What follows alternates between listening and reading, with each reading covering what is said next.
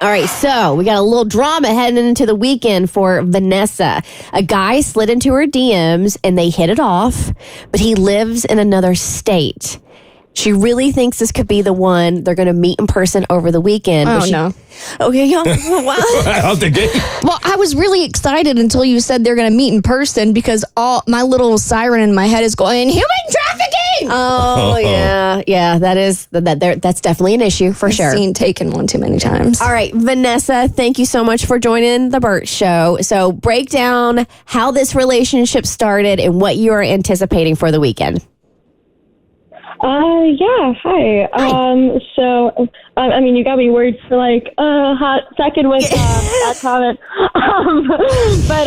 Anyways, about a month ago, this guy slid into my DMs on Instagram, and I mean, usually when that happens, I mean, the guys just give the most basic, like, heart eye emoji or, like, WYD message, but this guy, he said the most amazing message. He said, beautiful, I found you on my Explore page.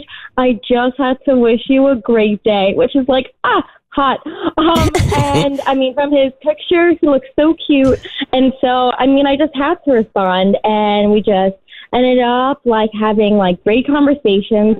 Eventually we exchanged numbers, and I mean, the first time I heard his voice, I mean, oh my God, just from the words, hello, beautiful. Like, if this guy doesn't do audiobooks for adult novels, like, I mean, he should. So Got amazing. it. I mean, we've just been FaceTiming for like the past like week or so, like every night. And all right, so that's key. Yeah, we're meeting. That's key for those of us worried about something like nefarious happening. So you have his face and FaceTime matches up perfectly with the pictures he has on his Instagram. Yeah. That wasn't convincing. Wait, what? Yeah. Not so much? I mean, like, everyone uses filters, so I mean, I'm not gonna say like exactly, but like it's him. Like, okay, he's like. That still doesn't really deter me in terms of the danger factor. Like, I mean, I could be nefarious and my face could look exactly like my Instagram profile. Doesn't mean I don't have bad intentions. Yeah, hot people can be bad people as well. Yeah, usually, but it's just easier to ignore. Man, isn't that the sad truth? All right, so you've been FaceTiming him. Like, how far away are we talking? Are you even interested in doing long distance? I mean, like, I'm not really sure. I mean, like, I wasn't even, like, looking for a relationship. I mean, it just kind of all happened. I was in this long-distance thing in the past where we, like, met in for person and then had to move, like, for California for work. And, like, we tried making that work, but that just wasn't it, just because he wasn't, like, a great communicator. But I feel like for this one, since we met online and we're doing good with the FaceTime so far, I'm, like, willing to put in the work for this just because it seems like this guy, like, you know, actually wants to talk to me, like, more than once a week, like that other relationship I was in.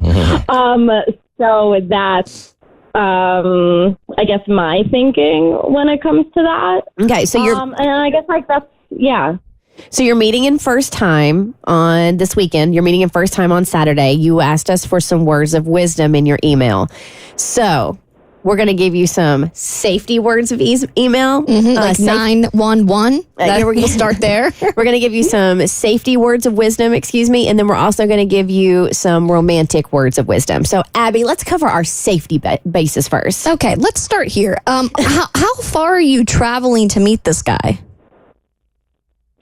I mean, we're just like meeting, I think, well, I mean, it's just closer to me just because he's like willing to drive out more. So, I mean, it's not like for me, it's maybe like a half-hour drive away, but for him, I think it's like a couple hours. So, I mean, if he's willing to come closer to me, I feel like that's a good sign. Okay. Maybe. This makes me feel better because I thought that the situation was you were going to like meet him in his city and that puts you in a very vulnerable position. But 30 minutes, I mean, I could see me meeting somebody in a different part of town for 30 minutes. So here's what I want you to do. Before you go out on the date, I want you to share your location with a minimum of 3 people.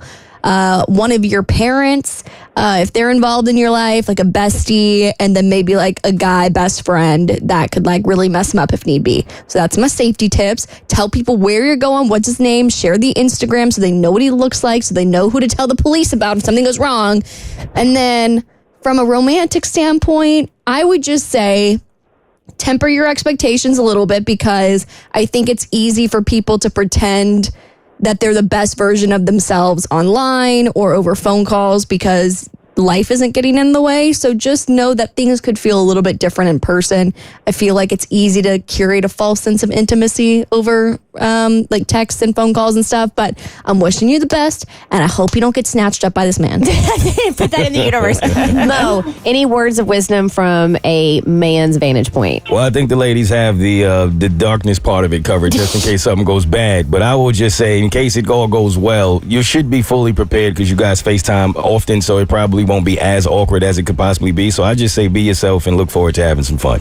All right, Vanessa, we're going to check back in with you on Monday to see how the meetup went and to make sure you weren't kidnapped. Love you, mean it. Have a blast.